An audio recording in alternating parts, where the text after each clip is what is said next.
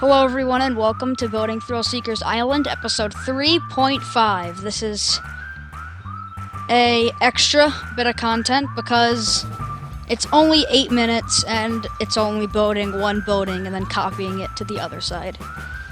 It's not enough content to serve as its own episode, so I just put it in the middle of episode 3 and 4 because episode 4, 5, and 6 is sneak peek, the first coaster build of the park. And I'm not going to spoil what it is. You'll have to see episode 4, 5, and 6 for that, but episode 4 will be the layout, episode 5 will be the station, and episode 6 will be the queue line. So, hope you all look forward to that. But now to explain what I'm building here. This is the miniature buildings for the Plaza. This is gonna have, the first building's gonna have just a memento and a pizza pen. And the second building's going to have a Hats Fantastic and not a Hats Fantastic, a Looney Balloons and a Pip Shot Water.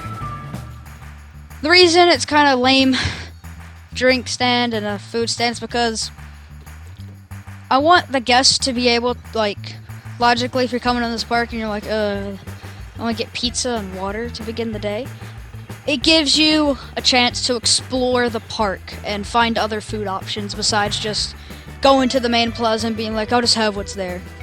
Gives you an opportunity to try out some new things in the park, gives you an opportunity to check out the other and better food buildings, food stalls, restaurants, etc. So, yeah, and I plan to have each big coaster with some, different food options. So, for example, the coaster that I'm building in episode 4, 5, and 6 is going to have a food court near it, which has a lot of options. I think near another coaster I'm going to have a Tiki Cheeky. I'm going to have some restaurants around, and there's going to be a lot of options to eat. And speaking of stands, what I also have planned is around the park, like I said, I'm not going to have designated themed areas. It's mostly going to be changes in architecture. I don't want to have one big architecture going around the whole park. I want to switch it up every now and then, try some new things out with the architecture that I choose to do for this park. So the first coaster is going to have its own style of architecture, and then it's going to go into some different types of architecture, and then another coaster with its own style of architecture, and then so on and so on. So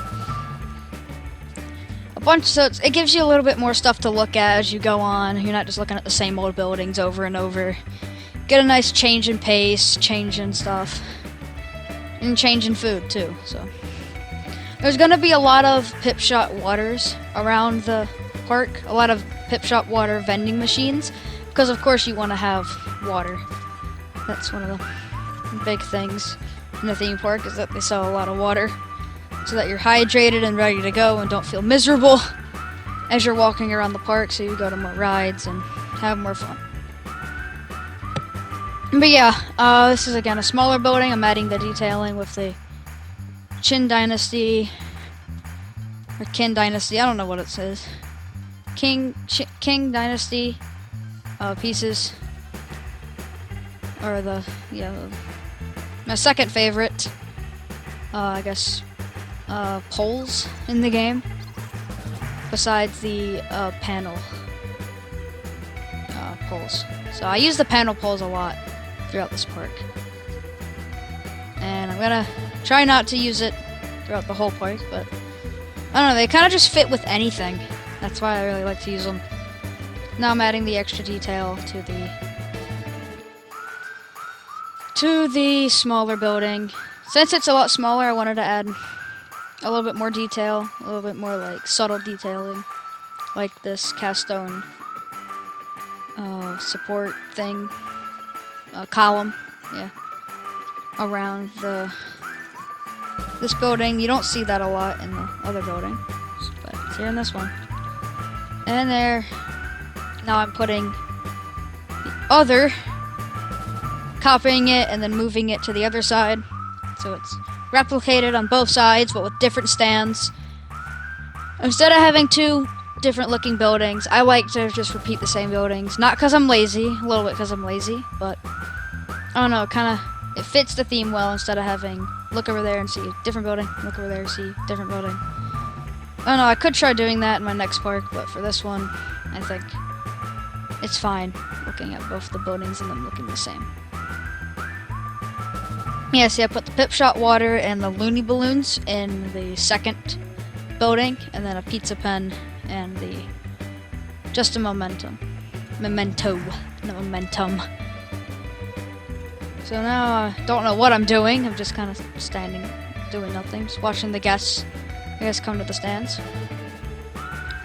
So now that both the buildings are complete, I think I'm gonna do a little bit of more extra detailing around the plaza, I think. If I don't stop staring off into space. Here we go. So. Yeah, now I'm putting in the signs for what they're going to be called. I'm not just going to put Looney Balloons on them. I think I literally just put balloons. Probably should have just put Looney Balloons. See, look. Balloons. With an exclamation point. Yep, there you go. Very original. Good job. And then I just put Thriller's Agua. I think that's what I called it. I'm not good with naming shops. I mean, I can do some okay names for coasters and flat rides that don't really name the flat rides. I do good with coaster names though. I have some pretty good ones. Some of my favorites include Amethyst. I really liked Cloud 9. In my very, very old park, I had Hailstorm, which was a snow-themed motorcycle launch coaster. What's another good one that I had?